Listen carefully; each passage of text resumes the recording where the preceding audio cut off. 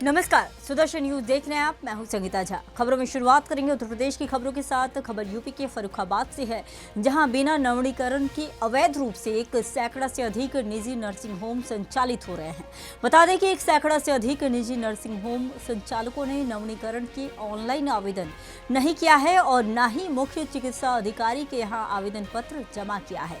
अपर मुख्य चिकित्सा अधिकारी रंजन गौतम ने बताया कि बिना नवीनीकरण के चल रहे निजी नर्सिंग होम पर अभियान चलाकर कार्रवाई करेंगे। साथ ही उन्होंने कहा कि प्रत्येक दिन अभियान चलाया जाएगा। बिना नवीनीकरण के चल रहे निजी नर्सिंग होम में संचालकों की घोर लापरवाही है। मानक चेक किए जा रहे हैं। कुछ ऐसे नर्सिंग होम हैं जिन्होंने अभी तक नवीनीकरण नहीं कराया है, क्या कार्रवाई की जा रही है? देखिए, ये मैटर मेरे संज्ञान में आज ही मैं इसको डिस्कस कर रहा था। जिन लोगों की फाइलें अभी तक जमा नहीं हुई हैं, मैं कल से एक विशेष अभियान चला रहा हूँ और मैं स्वयं प्रतिदिन 5 से 10 नर्सिंग होम चेक करूँगा और उसमें ये देखूँगा कि इन्होंने अभी तक फाइलें सबमिट क्यों नहीं करी हैं, और अगर उनकी फाइलें सबमिट हो गई होंगी तो वेल एंड गुड, नहीं तो उनके विरुद्ध जो भी डिसिप्लिनरी एक्शन है वो लिया जाए। कितने नर्सिंग होम टोटल सर जिले में? देखिए, 257 clinic, pathologist, individual doctors, nursing home मिला के हैं 257। आवेदन अब तक कितने का आया? आवेदन करीब 150 के करीब का आ गया है और बाकी हो सकता है कि लोगों ने ऑनलाइन कर दिया और फिजिकल कॉपी ना आई हो। मैंने ऑफिस में दिखवाया था कल, तो 167 तो फाइलें थी, तो हो सकता है कि it is in the process. लेकिन अब मैं जब पर्सनली चेक करूँगा तो ये चीज़ और खुल के सामने आ जाएगी और उनके अगेंस्ट एक्शन। नवीनीकरण ना करने में कार्रवाई तय है। 100%।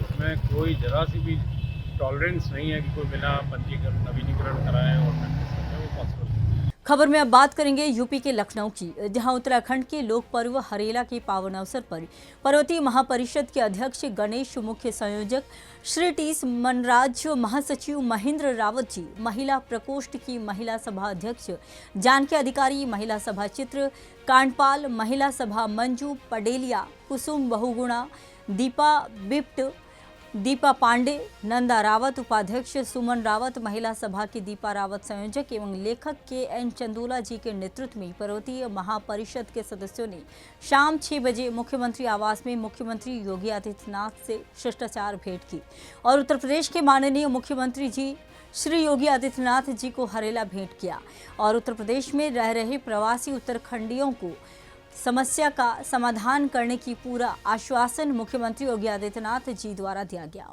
मैं महेंद्र सिंह रावत, महासचिव पर्वतीय महापरिषद, सुदर्शन न्यूज़ चैनल के माध्यम से आप सभी को हरेला पावन पर्व की हार्दिक बधाई एवं शुभकामनाएं देता हूं। कृषि आधारित हरियाली और पर्यावरण के प्रतीक इस पर्व को व्यापक स्तर पर पर्वतीय महापरिषद विगत 4 वर्षों से लखनऊ की इस महानगरी में पर्वतीय महापरिषद भवन प्रांगण में हर वर्ष आयोजित कर रही है और उत्तरोत्तर लखनऊ के विभिन्न क्षेत्रों की मातृशक्ति का सहयोग इस कार्यक्रम को सतत मिल रहा है। बड़ी संख्या में हमारी श्रेष्ठ हरेला प्रतियोगिता में मातृशक्ति भाग ले रही हैं। इस वर्ष भी 100 हरेले की टोकरियां प्रतियोगिता में भाग लेने के लिए आने की संभावना है और विजयी प्रतिभागियों को शिव पार्वती सम्मान से सम्मानित किया जाएगा। और इसी क्रम में हरेला पावन पर्व के इस शुभ अवसर पर प्रदेश के माननीय मुख्यमंत्री योगी आदित्यनाथ जी को हरेला त्योहार की शुभकामनाएं देने, हरेला भेंट करने के लिए, हरेला पूजन हेतु पर्वतीय महापरिषद के एक शिष्टमंडल द्वारा उनसे भेंट की गई और माननीय मुख्यमंत्री जी ने हरेला पर्व के महत्व को बताते हुए पर्वतांचल से पलायन के पश्चात लखनऊ की इस महानगरी में निवास कर रहे पर्वतवासियों द्वारा जिस प्रकार अपनी संस्कृति, संस्कार और परंपराओं को संरक्षित किया जा रहा है, सुरक्षित किया जा रहा है, कार्यक्रम किए जा रहे हैं उनसे संबंधित, उसकी माननीय मुख्यमंत्री जी द्वारा बहुत सराहना की गई। अगली खबर यूपी के फर्रुखाबाद से है। फर्रुखाबाद में सुदर्शन न्यूज की खबर का बड़ा असर हुआ है, जहां 40 स्कूली बसों के रजिस्ट्रेशन नंबर निरस्त किए गए हैं। वहीं जिलाधिकारी आशुतोष कुमार द्विवेदी ने मामले पर कार्रवाई की है। बता दें कि निजी स्कूल संचालक छात्र छात्राओं की जान से खिलवाड़ करते नजर आ रहे हैं, तो वहीं आमनक बसों से स्कूल जाते बच्चे नजर आए। जिलाधिकारी आशुतोष कुमार द्विवेदी ने कहा कि सुरक्षा मानकों से खिलवाड़ नहीं होगा। आरटीओ वीएन चौधरी ने बताया कि 40 बसों का रजिस्ट्रेशन नंबर निरस्त किया गया है और 15 वर्ष पुरानी यह 40 बसें हैं। ये भी सुरक्षा मानकों को पूरा नहीं कर रहे, सुरक्षा मानकों को खिलवाड़ नहीं करने दिया जाएगा। स्कूल निजी स्कूल बस संचालकों को क्या कार्रवाई की जा रही है? देखिए, जो है 1 जुलाई से 15 जुलाई तक जो स्कूली वाहनों के जो है 100% मानक के अनुरूप संचालित करने का जो है उत्तर प्रदेश सरकार ने जो अभियान चलाने के लिए निर्देशित किया है, उसके क्रम में हमारे प्रवर्तन साहब अभी डीएम साहब की अध्यक्षता में विद्यालय के प्रबंधकों प्रिंसिपल के साथ जो है डीआईएसओ पीएसओ के साथ मीटिंग जो है करके सबको इस मामले में निर्देशित किया है कि जिनकी भी फिटनेस या परमिट जो है स्कूल व्हीकल की समाप्त हो चुकी है, उसको 1 हफ्ते के अंदर जो है अपडेट करा करके मानक के अनुरूप वाहन को करके ही स्कूल उस पर आवश्यक उसको अपडेट किया जाए। और इस क्रम में अभी तक हमारे एआरटीओ प्रवर्तन साहब ने जो है वो 38 स्कूली वाहनों के पंजीयन निरस्तीकरण की कार्रवाई की है और 62 वाहनों के चालान किए हैं और 26 वाहनों को सीज किया है और सतत इस मतलब कार्य में उनका एक निष्ठा के साथ जो है वो अपने कार्य के प्रति सजग होकर के सुबह 5 बजे से ही जब तक विद्यालय खुले रहते हैं और स्कूल वाहन जो है सड़क पे रहते हैं, उनकी जो है सघन चेकिंग का कार्रवाई उनके द्वारा की जाती है। अगली खबर यूपी के लखनऊ से है, जहां होल्डिंग की दुर्घटना के बाद भी नगर निगम नहीं जागा। वहीं रातों रात अवैध होल्डिंग खड़ी करा दी गई। खजाना परिसर में बनी अवैध होल्डिंग पर प्रशासन का एक्शन नहीं हुआ और अवैध बने टावर पर नगर निगम और लखनऊ विकास प्राधिकरण से एनओसी नहीं है। वहीं बिना सेफ्टी ऑडिट के रातों रात अवैध होल्डिंग खड़ी कर दी गई है और होल्डिंग घटनाओं को दावत देती नजर आ रही है। लखनऊ में देखा गया है कि कई जगह अवैध टावर, अवैध होल्डिंग लगाई जा रही हैं। इसको लेके सुदर्शन न्यूज प्रमुखता से खबरें दिखा रहा है और आज की जो खबर है वो लखनऊ के खजाना कॉम्प्लेक्स की है, जो कि आशियाना स्थित है और ये कॉम्प्लेक्स के अंदर एक बड़ी होल्डिंग लगाई गई है, बड़ा टावर लगाया गया है, जिसमें सेफ्टी ऑडिट नहीं कराई गई, ना ही किसी जेई की स्थलीय रिपोर्ट लगाई गई कि आखिरकार किन मानकों से ये होल्डिंग लगानी जानी चाहिए तथा नगर निगम से इसकी कोई परमिशन नहीं है। और नगर निगम से जानकारी के बाद पता लगा कि ये अंसल का कॉम्प्लेक्स था, एलडीए के अधीन है। एलडीए में भी सुदर्शन न्यूज ने जानकारी ली, लेकिन लखनऊ विकास प्राधिकरण से भी आखिरकार इस अवैध होल्डिंग का कोई परमिशन, कोई एनओसी नहीं है। आखिरकार ये इतनी बड़ी होल्डिंग कैसे खड़ी हो गई? चूँकि कुछ दिन पहले की यदि बात करें तो लखनऊ में एक बड़ा हादसा हुआ था इकाना स्टेडियम के पास, जिसमें 2 लोगों की मौत हो गई थी और उसके बाद सीएम योगी लगातार सख्त नज़र आए थे, लेकिन घटना के बाद अधिकारी भूल जाते हैं और फिर इस प्रकार की अवैध होल्डिंगों को बढ़ावा देते हैं। कहने का अर्थ ये है कि ये जो अवैध टावर बना हुआ है, कहीं न कहीं नगर निगम और लखनऊ विकास प्राधिकरण के अधिकारियों की मिलीभगत से रातों रात खड़ा कर दिया गया है, जिसको लेकर सुदर्शन न्यूज ने कई प्रकार की जानकारी मांगी, लेकिन ना नगर निगम के पास कोई ठोस जानकारी है और ना लखनऊ विकास प्राधिकरण के पास। तब भी ये अवैध टावर अभी तक खड़ा है और इसके पीछे की बात करें तो इसमें पीछे जो है वो फ्लैक्स लगाए जा चुके हैं, यानी इसकी जो एक्टिविटी है वो शुरू हो गई है, पैसे कमाने के जरिए बना दिए गए हैं, लेकिन स्थानीय प्रशासन के पास इस अवैध टावर को हटाने के लिए अभी कोई बड़ी कार्रवाई नहीं की गई है। वीडियो जर्नलिस्ट आशीष यादव के साथ अभिषेक सिंह, सुदर्शन न्यूज, लखनऊ, उत्तर प्रदेश। अगली खबर यूपी के कानपुर से है। कानपुर घाटमपुर थाना क्षेत्र की पुलिस ने 2 शातिर चेन लुटेरों को गिरफ्तार कर एक बड़ी सफलता हासिल की है। गिरफ्तार आरोपियों की पहचान समीर केड़ा निवासी घाटमपुर और लव कुश सिंह निवासी कोटरा के रूप में हुई है। दोनों के खिलाफ पहले से ही कई संगीन आपराधिक मुकदमे दर्ज हैं और आगे मामले में कार्रवाई जारी है। अब बात करेंगे यूपी के ललितपुर की। ललितपुर में गरीबों के हिस्से का गेहूं घोटाले की भेंट चढ़ गया है।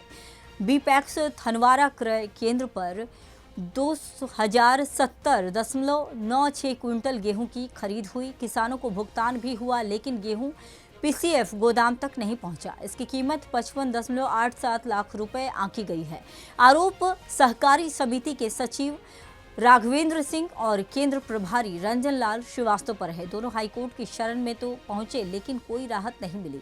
सवाल उठता है कि बिना स्थगन आदेश के भी प्रशासन कार्रवाई से क्यों बच रहा है? क्या इस घोटाले में बड़े हाथ भी शामिल हैं?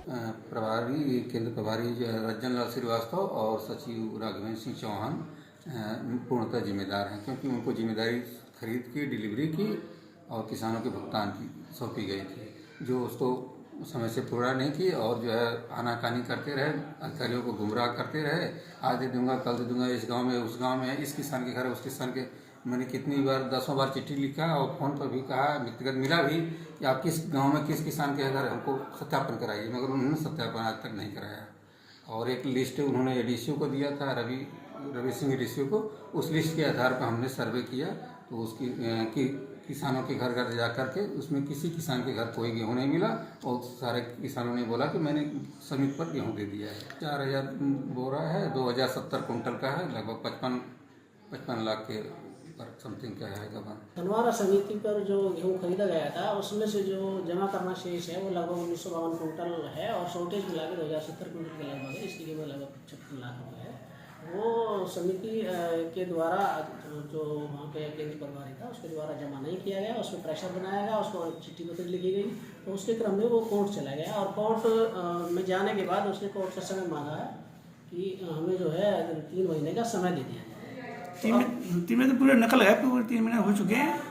नहीं 3 महीने का, चूंकि 15 जून तक जो खरीद होती है वो 30 जून तक जमा करनी थी। अच्छा। तो अब वो उसके कोर्ट में गया है कि मुझे 3 महीने का जमा करने का समय दे दिया जाए जी। तो कोर्ट से डिमांड की। अब कोर्ट से जैसे ही कोई दिशा निर्देश मिलेंगे तो उसके हिसाब से आगे कार्रवाई की। जी, कोर्ट ने तो उसका कोई अभी उसके लिए कोई सुविधा या कोई सहूलियत तो दी नहीं है। कोर्ट ने ये कहा है कि 15 जून की खरीद, 30 जून तक जो खरीद जमा करना है उसके फिर जुलाई के दूसरे वीक में तारीख लगाई जाएगी तो उसमें डिसीजन किया जाएगा। मैंने कोर्ट सुनेगा दूसरे सुनेगा, कोर्ट सुनेगा। कोर्ट ने स्टे नहीं दिया, स्टे नहीं दिया, केवल कोई कार्रवाई ना की जाए, सुनने के लिए दिया है कि उसमें सुना जाएगा। अगली खबर यूपी के मथुरा से है। मथुरा में गौवंश की हालत बेहद ही चिंताजनक है। कान्हा गौशाला के बाहर रात होते ही दर्जनों गायें कचरे में खाना तलाशती नजर आती है। लाखों रुपए गौवंश पकड़ने और देखरेख के नाम पर खर्च हो रहे हैं, लेकिन जमीनी हकीकत कुछ और ही है। नगर आयुक्त जग प्रवेश की कार्यशैली सवालों के घेरे में है। सोशल मीडिया पर स्वच्छता अभियान की तस्वीरों से वाहवाही बटोर रहे नगर निगम अधिकारी हकीकत में नाकाम दिख रहे हैं। गौरक्षकों ने मथुरा नगर निगम को ज्ञापन सौंपकर 7 दिन में साफ सफाई और चारे की व्यवस्था की मांग की है, वरना आंदोलन की चेतावनी दी है। आज अभी श्री बाके बिहारी गौ सेवा संस्थान के की राष्ट्रीय अध्यक्ष जो महिला मोर्चा जो देखती हैं उनके और उनके द्वारा साथ ही कुछ लोगों के द्वारा एक ज्ञापन दिया गया है, जिसमें गायों की सुरक्षा एवं उनके रखरखाव को लेकर के उन्होंने कुछ मांगे की है। उसके संबंध में उनका कहना है कि गाय जो नगर निगम सीमा क्षेत्र में जो खुले में गाय घूम रही है उनको व्यवस्थित ढंग से उनको रखरखाव और जो साफ सफाई को लेकर के उनके द्वारा कुछ ज्ञापन में सब बिंदु उठाए गए। इसके संबंध में जिम्मेदार अधिकारी जो भी हैं उनको निर्देशित किया गया है कि समयबद्ध ढंग से कचरा का उठान और साफ सफाई और गायों की सुरक्षा की दृष्टि से। चूँकि उन्होंने 7 दिन कर लिया है, लेकिन हम 7 दिन चूँकि उन्होंने कहा है, लेकिन 7 दिन से कोई लेना देना नहीं। हमारा काम डेली वाइज है। हम कल से या आज से जो भी है व्यवस्थित ढंग से करने के लिए प्रयास करें। देखिए, हम जिस सनातनी देश में रहते हैं वहाँ गाय को सिर्फ एक पशु नहीं माना जाता। गाय हमारी एक आराध्य है, जिसका देखभाल करना, जिसका रखरखाव करना, उसके भोजन की प्रक्रिया को हमें सुधारना, ये सब नगर निगम के भी अंतर्गत आता है। कुछ नगर निगम को कूड़े वगैरह, ये सब पॉलीथीन वगैरह, इन सब को हटा देना चाहिए रोड पर, जहाँ पर गाय अपना भोजन तलाशती रहती हैं। भूखी प्यासी गाय यहाँ से वहाँ भटक रही हैं, निराश्रित गाय हैं, या तो उन्हें गौशाला में रखा जाए या नगर निगम उनकी ऐसी कोई व्यवस्था करे जिसकी वजह से वो कूड़ा खाने के लिए मजबूर ना हो। ये नगर निगम की बहुत बड़ी विफलता है, जो ना ही तो नगर निगम का कोई भी कर्मचारी आपको रोड पर दिखाई देगा साफ सफाई करते हुए, जबकि इन दिनों इतनी बारिश का मौसम है, कूड़ा कचरा नालियाँ बंद हो जाती हैं, सारा कचरा रोड पर आ जाता है। तो अब गौवंशों को कहाँ क्या मिलेगा?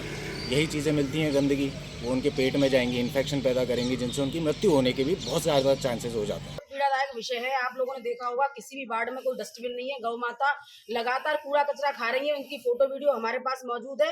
ब्रज में ऐसे पवित्र स्थान पर अगर गौ माता की इतनी दुर्गति हो रही है तो हम देश में कहाँ उम्मीद कर सकते हैं। और भारतीय जनता पार्टी का ध्येय है कि गौ माता को बचाया जाए, हिंदुओं के प्रति जागरूक रहें और हिंदुओं के लिए कार्य करें। लेकिन ये बीच में बैठे हुए भ्रष्ट अधिकारी ये कुछ करना नहीं चाहते, आते हैं, कुर्सियां तोड़ते हैं और यहाँ से चले जाते हैं। आपने ब्रज की पूरी स्थिति देखी होगी, चाहे जल भराव हो, स्थितियां तो इतनी है कि गिनाई नहीं जा सकती। लेकिन गौरक्षक गौ माता के लिए दिन और रात काम करते हैं, वो अपनी जान की बाजी लगाकर इतना काम कर रहे हैं, उसके बाद भी अधिकारी कुछ करने को तैयार नहीं है, सिर्फ कुर्सियां तोड़ने। तो उनको जागरूक करने आए, उनको बताने आए, उनके काम उनको कहने आए। 7 दिन का समय हम लोगों ने दिया है कि 7 दिन में या तो व्यवस्थाएं कूड़े की बिल्कुल व्यवस्थित हो जाएं, अन्यथा गौरक्षकों का दल आपने देखा होगा इतने गौरक्षक हजारों की संख्या में काम कर रहे हैं। हम लोग 7 दिन के बाद एक अच्छा और एक बड़ा धरना प्रदर्शन करेंगे और इनके खिलाफ जाएंगे। हमारी ब्रज में गौ माता की रक्षा सुरक्षा करना हमारा ये संकल्प है, ये हमारी संस्कृति पर, हमारी आस्था पर बहुत बड़ा प्रहार है। इस प्रहार को हम नहीं होने देंगे। गौरक्षक जो दिन रात गाय माता की सेवा के लिए पूरे ब्रजमंडल में काम कर रहे हैं, नगर निगम क्षेत्र जहाँ तक लगता है, मैं मानता हूँ कि 70 के 70 वार्डों में एक डस्टबिन नाम की चीज़ होती है जिसमें कूड़ा डाला जाए, वो भी इनके पास नहीं है। व्यवस्थाएं तो भूल जाओ। और रही मेयर साहब, आयुक्त साहब, अधिकारी, इनको जगाने आए कि बंद एसी कमरों से बाहर की दुनिया है, ब्रजवासी बाहर रहते हैं, इन कमरों से बाहर आओ, जरा देखो हमारी माँ कितनी पीड़ा में है। जो कचरा रोडों में पड़ा है उस कचरे को माँ खा रही है, उससे बीमार हो रही है, बीमार होती है, फिर गौरक्षकों को वो कार्य और बढ़ता है, उसका रेस्क्यू करना पड़ता है। इनकी आंखें खोलने के लिए आज हम यहाँ पहुँचे हैं। अगर चेतावनी के साथ साथ अगर ये नहीं सुनते हैं तो एक बहुत बड़ा आंदोलन के खिलाफ हम खड़ा करेंगे, चाहे वो जल भराव की समस्या हो या गौ माता की समस्या हो।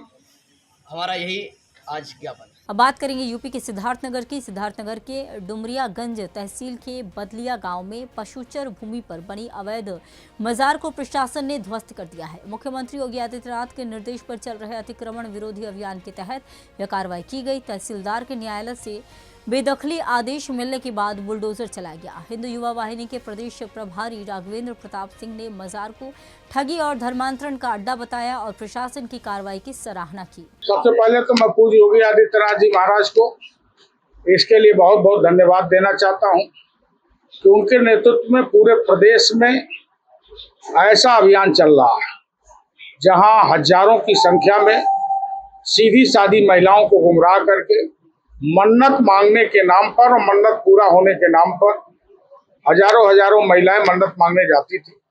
व्यवसाय इन मौलवियों का चलता था। हमें जानकारी मिली कि यह जमीन पश्चर की है, अवैध तरीके से मजार बनाई गई है। उस पर एक सपा के विधायक और सपा के सांसद के द्वारा विधायक निधि और सांसद निधि का दुरुपयोग करके उस तथाकथित पश्चर की जमीन पर मजार के नाम पर पैसा दिया। ये सपा का यही दोहरा चरित्र रहा है, जो हिंदुओं को अपमानित करने का काम करते रहे। लेकिन प्रशासन ने बहुत अच्छा निर्णय लिया, जांच पड़ताल किया, अवैध सारी गतिविधियां सही पाई गई। 50 महिलाएं वहां रात में मन्नत के नाम पर रुकती थी, जो अवैध काम भी उनसे कराया जाता था।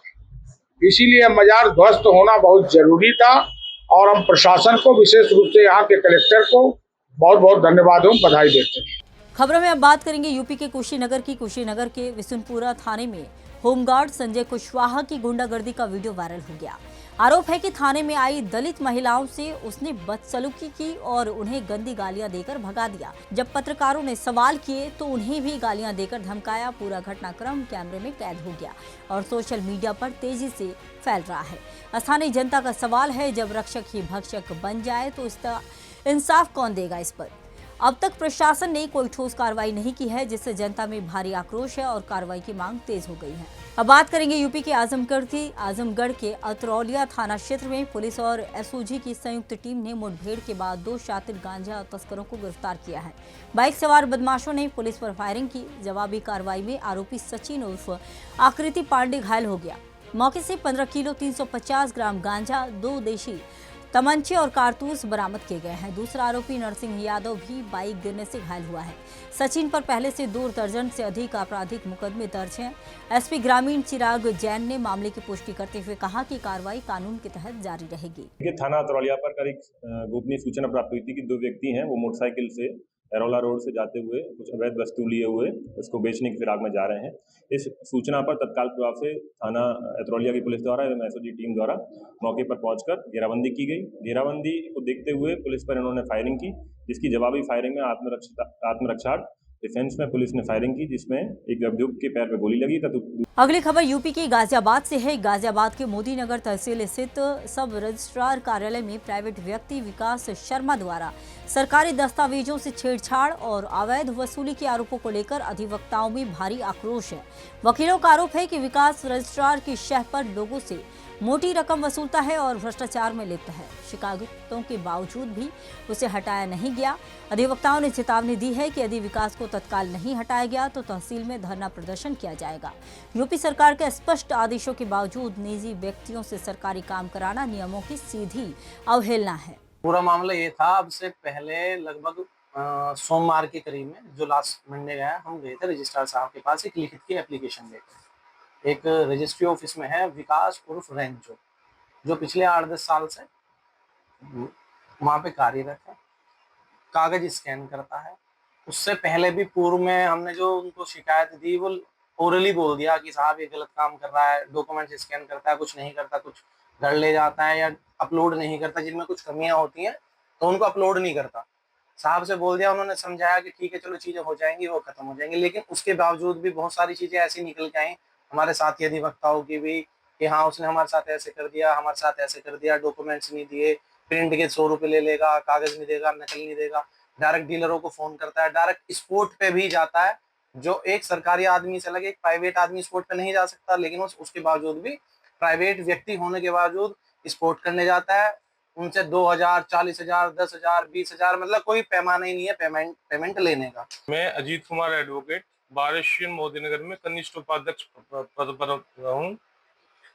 ये जो मामला है विकास को लेकर जो सब रजिस्ट्रार कार्यालय में है, ये कितने समय से तैनात है और कितनी इसकी एजुकेशन होगी जो यहाँ पे काम कर रहा है? देखो, मेरे विचार से लगभग 10 वर्ष से जो है विकास नाम का व्यक्ति यहाँ कार्य कर रहा है और प्राइवेट कर्मचारी है। और देखो, वैसे पर्सनली तो मुझे नहीं पता, मेरा मानना तो यही है शायद हाई स्कूल इंटर भी ना हो। तो जिस तरह ये रख रखा, क्या इस तरह के लोगों को रख सकते हैं प्राइवेट कार्यालय, जिस तरह के सरकारी कार्यालय? जो वो रखने का किसी प्रकार का कोई राइट नहीं है। अवैध रूप से जो है अधिकारी कर्मचारीगण की साठगांठ के थ्रू रहता है वो, और सरकार को राजस्व आदि की हानि पहुंचाता है। उत्तर प्रदेश के मुख्यमंत्री योगी आदित्यनाथ कहते हैं कि सरकारी कार्यालय में कोई भी प्राइवेट व्यक्ति नहीं रहेगा, उसके बावजूद किस तरह रखे जा रहे हैं इस तरह? देखो, इससे इन्हें जो है पर्दे की आड़ में पीछे जो कमरा है, जबकि कार्यालय में सीसीटीवी वगैरह सब लगे हुए हैं। खबरों में अब बात करेंगे फिरोजाबाद की। फिरोजाबाद में 8वीं अंतर जनपदीय पुलिस फुटबॉल प्रतियोगिता का शुभारंभ वरिष्ठ पुलिस अधीक्षक सौरभ दीक्षित ने पुलिस लाइन में किया। प्रतियोगिता में विभिन्न जनपदों की टीमों ने भाग लिया और कुल 4 रोमांचक मुकाबले खेले गए। आगरा ने अलीगढ़ को 5-0, हाथरस ने एटा को 3-1 से हराया। सेमीफाइनल में फिरोजाबाद ने हाथरस को 6-0 तथा आगरा ने मैनपुरी को 6-0 से हराकर फाइनल में प्रवेश किया। सभी मुकाबलों में खिलाड़ियों ने अनुशासन और खेल भावना का परिचय देते हुए शानदार प्रदर्शन किया। आयोजन का उद्देश्य पुलिस बल में टीम भावना और फिटनेस को बढ़ावा देना है। अब बात करेंगे उत्तर प्रदेश के रुपईडीहा की। रुपईडीहा सीमा पर पुलिस और एसएसबी की संयुक्त टीम ने जिहादी साहिल को 50 लाख रुपए मूल्य की स्मैक के साथ गिरफ्तार किया। साहिल पर आरोप है कि वह नेपाल बॉर्डर से बड़ी मात्रा में ड्रग्स तस्करी करता था, जिससे हिंदू युवाओं को नशे का आदी बनाया जा रहा था। मुखबिर की सूचना पर रात लगभग 11 बजे हुई गिरफ्तारी के बाद साहिल के खिलाफ एनडीपीएस एक्ट के तहत मामला दर्ज कर जेल भेज दिया गया है। यह कार्रवाई क्षेत्र में बढ़ते ड्रग्स, जिहाद और नशे के कारोबार पर सख्त निगरानी का संदेश है। खबरों में अब बात करेंगे प्रयागराज की। प्रयागराज एक्सप्रेस ने 16 जुलाई को अपना 41वां जन्मदिन बड़े उत्साह के साथ मनाया गया। प्रयागराज जंक्शन पर ट्रेन को फूलों और रंगीन लाइटों से सजाया गया। यात्रियों का गुलाब और चॉकलेट से स्वागत किया गया। लोको पायलट और टीटी ने केक काटकर ट्रेन को शुभकामनाएं दी, जिससे माहौल भावुक हो गया। उत्तर मध्य रेलवे प्रयागराज मंडल के जनसंपर्क अधिकारी अमित कुमार सिंह ने बताया कि यह ट्रेन 16 जुलाई 1984 को पहली बार प्रयागराज से दिल्ली के लिए चली थी। प्रयागराज एक्सप्रेस ने अपना पहला सफर 16 जुलाई 1984 से प्रारंभ किया और प्रयागराज शहर को यह निरंतर अपनी विकसित सेवाएं प्रदान करती रही। विकास के क्रम में प्रयागराज एक्सप्रेस का जो पहला सफर था वो 14 डिब्बों से शुरू हुआ था और आज ये 24 कोच की LHB ट्रेन है जो कि हर अत्याधुनिक सुविधाओं से लैस है और पूरा प्रयागराज इस ट्रेन को भली भांति जानता है। अपनी समयबद्धता को लेके ये बिल्कुल मतलब 100% समयबद्ध तरीके से चलती रही है और प्रयागराज की शान कहना इसमें कोई किस तरीके से आप सेलिब्रेट किया गया था? देखिए आज हमारे साथ यहाँ पे दो एक लोको पायलट हैं जिन्होंने पहला ट्रेन का सफर अपना यहाँ से कानपुर तक एज ए लोको पायलट किया था, श्री DN सक्सेना जी, और साथ ही साथ एक हमारे TT महोदय भी हैं जिन्होंने अपना पहला जो ड्यूटी शीतला प्रसाद श्रीवास्तव जी ने उन्होंने इसमें पहली ड्यूटी की थी इसमें, तो उन लोगों के साथ यहाँ पे केक काट के इसका जन्मदिन मनाया गया है जिससे कि लोग प्रयागराज को जानते हैं और थोड़ा सा इसके बारे में जाने कि इसने कैसे अपनी जर्नी स्टार्ट करी और कैसे अपनी सेवाएं निरंतर लोगों को दे रही है। मैं अमित कुमार सिंह, जनसंपर्क अधिकारी, प्रयागराज। खबरों में अब बात करेंगे यूपी के चित्रकूट में मंदाकिनी नदी में आई भीषण बाढ़ से रामघाट के सैकड़ों व्यापारियों की दुकानें बर्बाद हो गई। व्यापारियों के नेता शानू गुप्ता के नेतृत्व में राष्ट्रीय जन उद्योग व्यापार संगठन के सदस्यों ने जिलाधिकारी को मुख्यमंत्री को संबोधित ज्ञापन सौंपकर आर्थिक मदद की मांग की है। ज्ञापन में मृतक व्यापारी नथू लाल गुप्ता के परिवार को 25 लाख और अन्य छोटे मझोले व्यापारियों को 5-5 लाख रुपए की सहायता देने का अनुरोध किया है। जिलाधिकारी शिव शरण अप्पा ने तुरंत सहायता का भरोसा दिलाया। व्यापारी मंत्री स्वतंत्र देव सिंह से भी मदद और सुरक्षा उपकरणों की मांग की गई। आज ये 12 तारीख को जो आई अचानक मां मंदाकिनी में भीषण त्रासदी, जिससे सैकड़ों व्यापारियों की दुकानों का सामान कुछ बह गया और कुछ बिल्कुल खराब हो गया। दुकानें भी जर्जर हो गईं और एक व्यापारी जो नथू लाल गुप्ता है वो दुकान के अंदर ही रह गए, वो बाहर नहीं निकल पाए और उनकी मृत्यु हो गई। बहुत ही दुखद घटना है। व्यापारी पूर्ण रूप से ये 2003 से बड़ी बाढ़ थी और ऐसी त्रासदी में व्यापारी पूर्ण रूप से बर्बाद हो गए हैं, आर्थिक संकट से जूझ रहे हैं। पुनः अपना व्यापार चालू करने के लिए इनके पास कोई भी किसी प्रकार की व्यवस्था नहीं है। इनके ऊपर बहुत बड़ा संकट है।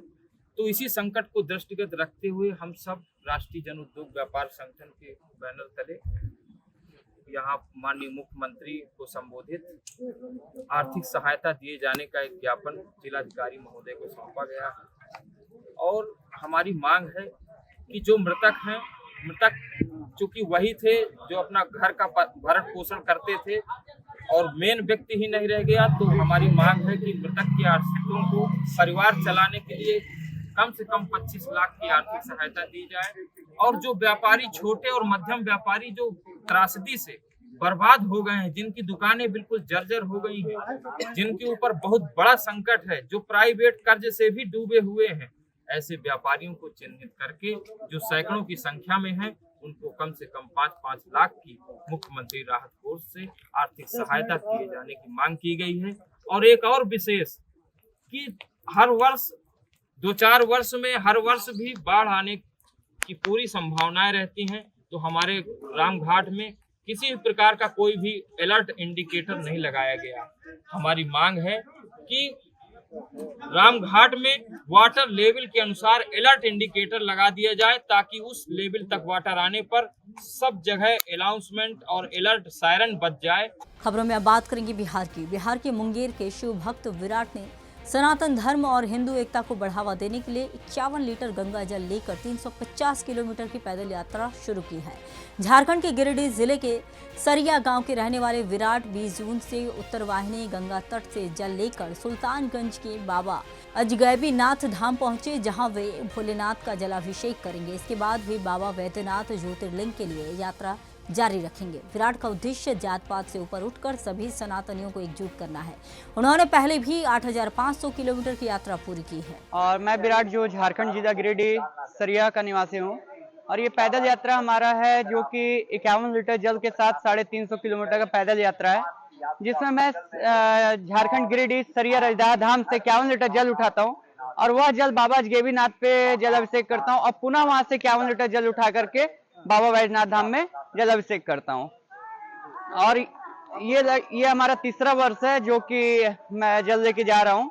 तो इन साल अभी तो मैं मतलब हमारे साथ भाई लोग भी हैं जो कि हमारे कांवर में साथ में चल रहे हैं, क्योंकि मदद कर रहे हैं, क्योंकि हमारे सब पाँव थोड़ा दिक्कत हो गया है। तो अभी सब भाई लोग भी मिलके हमारा कांवर ले चलते हैं। इससे पहले भी आप लगातार हर जगह का ज्योतिर्लिंग में आप जलाभिषेक कर चुके हैं, कहाँ किया? इसके पूर्व में अभी तक हमारा 8,500 किलोमीटर का पैदल यात्रा हो चुका है, जिसमें मैं काशी विश्वनाथ, विंध्याचल, मैहर, उज्जैन, अयोध्या, हरिद्वार, केदारनाथ, त्रियोगी नारायण, उक्की मठ, कामाख्या माँ, वृंदावन, वैष्णो देवी और भी तीर्थ स्थल पे मैं गया हूँ। और जो कि वहाँ से फिर आने के बाद मैं कहीं भी रहा हूँ, लेकिन सावन में बाबा के दरबार में 51 लीटर जल लेके पहुँच जाता हूँ। लगातार बीच में बीमार भी हो गए थे? जी, वो तो मानिए वो एक तरह से बोला जाए परीक्षा है बाबा का, लेकिन बीमार भी हो फिर भी पहुँचाने वाले भी वो है, बीमार करने वाले भी वो है। क्या बोले? कुछ मन्नत भी है बाबा से? देखिए, हमारा मन्नत नहीं है, जितना भी हमारा ये पद यात्रा रहता है वो हमारे सनातन धर्म के लिए रहता है कि हिंदुत्व एकता है सभी में। जो आज हम लोग जातिवाद में बटे, वो जातिवाद में ना बटे, बस हम लोग गर्व से कहें कि हम लोग हिंदू हैं। और अब कब तक में जलाभिषेक कीजिएगा?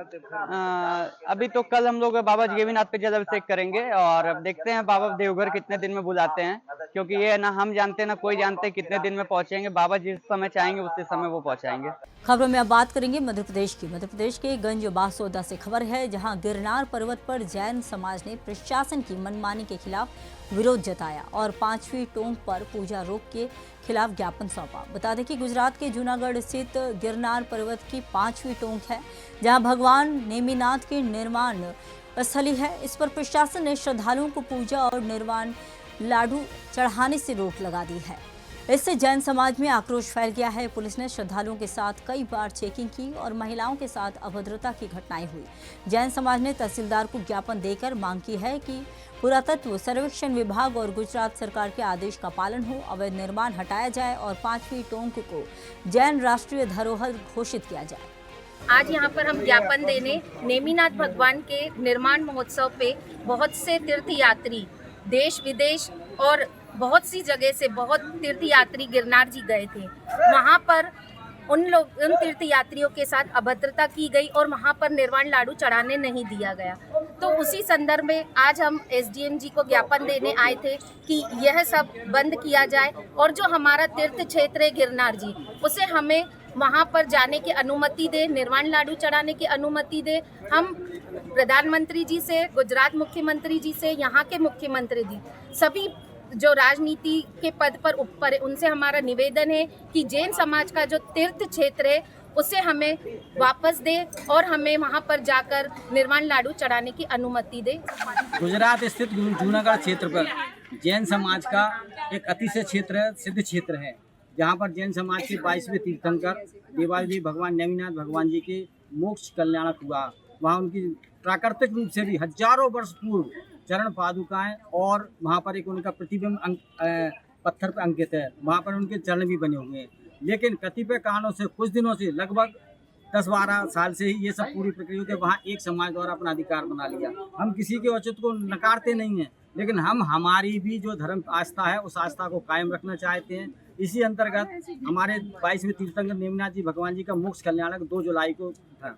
देश भर से लगभग 50,000 से अधिक श्रद्धालु और श्रावक जन जैन बंधु लोग वहाँ पहुँचे निर्वाण लाडू चढ़ाने के लिए, लेकिन वहाँ की जो पुलिस व्यवस्था है, जिन्होंने न्यायपालिका के जो हमको आदेश है उसके भी उन्होंने धता देते हुए, उनका भी कोड ऑफ कंडक्ट कह सकते हैं उनको, उन्होंने 10 जगह कम से कम हम लोगों की तलाशी ली, श्रावक जन की तलाशी ली जो जैन समाज के, और उनको कोई भी द्रव्य नहीं चढ़ाने दी, जबकि निर्वाण लाडू हमारा बहुत ही आवश्यक रहता है, वह भी नहीं चढ़ाने दिया। और इसके अलावा हम महिलाओं के साथ अभद्र व्यवहार नहीं किया गया। ये इसकी हम खंडन करते हैं और माननीय मुख्यमंत्री भूपेंद्र जी पटेल, माननीय राष्ट्रपति महोदय, माननीय प्रधानमंत्री महोदय, माननीय गृह मंत्री महोदय और माननीय राज्यपाल गुजरात महोदय को हम इस बात के लिए आज मैं एसडीएम महोदय के माध्यम से ज्ञापन प्रस्तुत करते हैं। पूरे भारतवर्ष में जैन मिलन की शाखा के द्वारा भी संपूर्ण जो ज्ञापन की व्यवस्था आज की गई 15 तारीख को, इस बात के लिए कि हमें हमारे पूजा के अधिकार से, हमारे आराधना से वंचित ना किया जाए। अगली खबर मध्य प्रदेश के धार से है, जहां मंत्री प्रहलाद सिंह पटेल एक दिवसीय धार दौरे पर धार पहुंचे हैं। वहीं पत्रकार संघ के अध्यक्ष छोटू शास्त्री के नेतृत्व में शब्द समागम कार्यक्रम की अध्यक्षता करते हुए उन्होंने कहा कि संविधान बचाने में पत्रकारिता की अहम भूमिका है। उन्होंने जिला पंचायत धार अध्यक्ष और सरपंचों से भी संवाद किया। क्षत्रिय लोधा लव वंशी समाज के साथ मुलाकात में उन्होंने भूमि दानदाता पूनम चंद पटेल की मूर्ति पर माल्यार्पण किया और वृक्षारोपण किया। वहीं समाज में जीवन की स्वामित्व की मांग पर उन्होंने तत्काल समाधान का आश्वासन भी दिया और समाज को एकजुटता का संदेश देते हुए आर्थिक राजनीतिक विकास पर जोर दिया। कि समाज से आने वाली पीढ़ी पढ़ी लिखी है या नहीं, वो चरित्रवान है या नहीं, उसमें दोष कितने हैं, ये चीजें हैं जो समाज के हित के लिए। लाभ किसी को भी मिल जाए, आप कितना ही कमा लो, लेकिन अगर आपके लोग बिगड़े हुए हैं तो ना तो आपको सम्मान मिलेगा। खबरों में अब बात करेंगे मध्य प्रदेश के बुरहानपुर जिले की, जहां बुरहानपुर के निमाड़ वैली स्कूल पर हिंदू छात्राओं के मुस्लिम नाम से वीडियो बनाने और कांग्रेस समर्थित गतिविधियों का आरोप लगाते हुए एबीवीपी एवं परिजन ने नेशनल हाईवे पर करीब आधे घंटे तक चक्का जाम किया। आंदोलन के दौरान एम्बुलेंस फंसने पर छात्रों ने रास्ता दिया। पुलिस व प्रशासन बिना सूचना मिलने पर मौके पर पहुंचे और मामले की जांच व कार्रवाई का भरोसा दिया। वहीं स्कूल ने आरोपों को खारिज किया है और सिटी मजिस्ट्रेट ने कार्रवाई का आश्वासन दिया है, लेकिन फिलहाल कार्रवाई नहीं हुई है, तो वहीं अब देखना होगा कि क्या कार्रवाई होती है या नहीं। स्कूल में कोई मैम है, उनके द्वारा बाहर के लोगों को लाया गया और उनकी आइडेंटिटी से उन्होंने फेक आइडेंटिटी लाई थी और यहाँ पे जो स्कूल में छात्रा बहनें पढ़ती है उनको अपना नाम दूसरा बता के उनसे वीडियो बनवाए गए। ऐसा यहाँ पे स्कूल में हो रहा है। वीडियो वायरल भी किया गया क्या? वीडियो कहीं ना कहीं वायरल हुआ होगा, वीडियो बनाया गया तो वीडियो को कहीं ना कहीं भेजा भी गया होगा। वीडियो में क्या आपत्तिजनक है जी? वीडियो में क्या, किस प्रकार से क्या आपत्तिजनक? लड़कियां जैसे कि हिंदू लड़कियां है तो उनको बताया गया कि आपको मुस्लिम नाम बताना है वीडियो में। अच्छा, तो कोई राजनीतिक एक्टिविटी हो रही थी? कहीं ना कहीं लगी रहा है राजनीतिक एक्टिविटी। यहाँ की छात्रा बहनों ने हमको बताया है कि वो आए थे और यहाँ पे किसी प्रकार की वोटिंग करवाई गई हमारे से और हमको ऐसा बताया गया कि आपको ये पार्टी ज्वाइन करना है। इसके पूर्व भी यहाँ कुछ ऐसा हुआ है? इससे पूर्व की जानकारी तो नहीं है, विगत पर 3-4 दिनों से यहाँ पे ऐसा चल रहा है। ये कौन सा हाईवे जाम किया है आपने आज? National highway. तो इसका कौन सी एक्टिविटी, किस चीज की वोटिंग हो रही थी, जानकारी मिली आपको? छात्रा बहनों ने बताया कि यहाँ पे वो मैडम जो थी यहाँ पे सकीना मैडम ने यहाँ पे बताया कि आपको कांग्रेस की वोटिंग करवाई जा रही है, आपको बताना है कि हमको कांग्रेस ज्वाइन करना है। ऐसा यहाँ पे बताया जा रहा है छात्रा बहनों द्वारा। तो क्या लगता है, एक तरफ तो कांग्रेस ईवीएम का विरोध कर रही है और अपने संगठन के चुनाव ऑनलाइन कर रही है, इस पर आपका क्या कहना है? मेरा मानना ऐसा है कि आपसे राजनीति नहीं हो रही है तो बिल्कुल मत करिए, पर इसमें विद्यार्थियों को जो पढ़ने के लिए स्कूल में आ रहा है उनसे राजनीति ना करवाइए। हमारी बेटी घर से मोबाइल लेके आई, दूसरा दिन मोबाइल लिया और उनका वीडियो बनाया। उनको बोला वो हिंदू लड़की रानी सावली नाम है, उसको मुस्लिम नाम दे रहे और वीडियो बना रहे उसका, और वीडियो बना के बोले हम चाहते हैं ऐसा बोलो वीडियो में कि हम कांग्रेस सरकार चाहते। अच्छा। ऐसा वीडियो में बोलने को लगा। वीडियो बनाने के बाद में उनको बोलते बेटा एक OTP आएगा, वो OTP नंबर हमको देना। क्या चाहते हैं बेटा? न्याय चाहते हैं हम सर। हमारी बेटी क्यों धर्म बदलेगी? क्या नाम आपका? मेरा नाम आशा सावले। धर्म क्यों बदलेगी?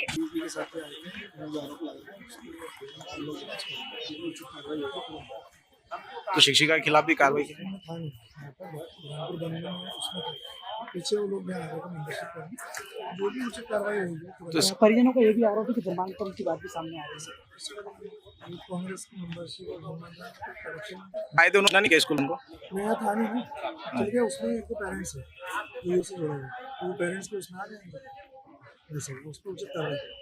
पुलिस को वो आवेदन दे रहे हैं और उसको जो है सुसंगत तथ्यों के आधार पर पुलिस आगामी कार्रवाई करेगी। सर पिछली बार देखा करो डीओ ऑफिस को ताला लगा दिया, आज नेशनल हाईवे जाम कर दिया, एम्बुलेंस रुक गई थी यहाँ पर, मरीजों को तकलीफ हुई। जो भी इश्यूज आप बता रहे हैं, हम जब अभी आए थे तो रास्ता जो है चालू था। अगर वास्तव में रास्ते को पूरी तरह से बाधित इन्होंने किया है और हमारे पहले जो की पुलिस आई हुई थी उनको लगता है कि कोई इन्होंने इस तरह से रास्ते को पूरी तरह से बंद कर दिया है, तो बिल्कुल कार्रवाई करेंगे और सारे तथ्य जो है पुलिस के भी संज्ञान में है। मांग क्या है उनकी मांग जो है स्कूल प्रबंधन को लेकर कुछ शिकवा शिकायतें हैं, कुछ आरोप प्रत्यारोप उन्होंने लगाए हैं। हमने जो कहा आपकी जितनी भी मांगे हैं वो लिखित में दें, रिटर्न में दें, ताकि उसके अकॉर्डिंग जो है वो जांच कराई जा सके। कुछ उन्होंने सदस्यता अभियान को लेकर के इशू बनाया है कि कांग्रेस के सदस्यता अभियान चल रहा है, कुछ धर्मांतरण की बातें भी कह रहे हैं, बिखरी बातें। हमने कहा आप उसको सार रूप में एक शिकायत के रूप में जो है दर्ज करके दीजिए, पुलिस के माध्यम से व्यवस्थित जाँच हो जाएगी। और अगर स्कूल प्रबंधन के द्वारा कोई कार्य ऐसा किया जा रहा है जो नियमों के विपरीत है तो उन पर अनिवार्य रूप से कार्रवाई की जाएगी। अगली खबर यूपी के फर्रुखाबाद से है। फर्रुखाबाद के कोतवाली कायमगंज क्षेत्र के लखनपुर में फूड पॉइजनिंग से सुनीता नाम की एक बच्ची की मौत हो गई, जबकि गीता, रीता, गुलशन और अंशुल नाम के 4 बच्चे गंभीर अवस्था में सामुदायिक स्वास्थ्य केंद्र में भर्ती हैं। परिजनों का आरोप है कि बच्चों ने मिड डे मील में खराब खाना खाया था। प्रधानाचार्य ओम दत्त शर्मा ने बताया कि मृत बच्ची और एक अन्य बच्चा 2 दिन से स्कूल नहीं आए थे। बच्चों के दस्त और उल्टी की सूचना पर तहसीलदार, पुलिस फोर्स सहित एसडीएम मौके पर पहुंचकर जांच कर रहे हैं। मामले की गंभीरता को देखते हुए कार्रवाई जारी है। मेरा नाम ओम दत्त शर्मा है, मैं यहाँ पर प्रभारी प्रधानाध्यापक हूँ। अच्छा, किस जगह आपकी पोस्टिंग है? ये जूनियर हाई स्कूल लखनपुर, ये जूनियर हाई स्कूल लखनपुर है जहाँ पर मैं कार्यरत हूँ। अच्छा, आप पे सर एक आरोप लग रहा है कि मतलब आपके यहाँ जो बच्चा पढ़ता है वो टेढ़ी वगैरह लेके गया, क्या है पूरा मामला? सर, हमारे यहाँ जो बच्चा पढ़ते हैं उनके 2 बच्चे हैं, रीता और गीता, ठीक है। पिछले 2 दिन से वो बच्चे एब्सेंट है, विद्यालय आए नहीं। और तहरी तो सारे बच्चों ने खाई है और कल तहरी का दिन था तो तहरी बनी थी। किसी बच्चे को कोई प्रॉब्लम नहीं, हमारे सारे बच्चे ठीक हैं। और मतलब जो आरोप लगा है वो बिल्कुल मतलब असत्य। उत्तर प्रदेश के कानपुर से खबर सामने आ रही है। कानपुर में डीएम से टकराव के बाद चर्चित डॉक्टर हरिदत्त नेगी ने तीसरी बार कानपुर के सीएमओ का कार्यभार संभाला है। ऑफिस पहुंचते ही कर्मचारियों ने उनके पैर छुए, तो वहीं मीडिया से दूरियां भी बनाई गई और वहीं सवालों पर चुप्पी वो साधे रहे और बंद कमरे में मीटिंग का दौर जो जारी रहा। वहीं कभी मीडिया को हथियार बनाने वाले अब फोन तक मीडिया का नहीं उठा रहे हैं। कानपुर में डीएम से टकराव का ये मामला सामने आया है, जहां तीसरी बार कानपुर के सीएमओ का कार्यभार संभाला गया है। शासन के आदेश के अनुपालन में मैंने आज ज्वाइन कर लिया। नहीं और कुछ और नहीं वो कुछ नहीं दे सकते। द्वारा जो कार्य किए गए थे उसको कैसे देखते हैं? No comments please. नहीं, अभी कोई कमेंट्स नहीं। नहीं, कोई कमेंट्स नहीं। हाँ बिल्कुल, मैंने ज्वाइन कर लिया शासन के आदेश के अनुपालन में। फिलहाल के लिए इस बुलेटिन में इतना ही। देश दुनिया की तमाम खबरों के लिए इसी तरह बने रहिए सुदर्शन न्यूज के साथ। जय हिंद।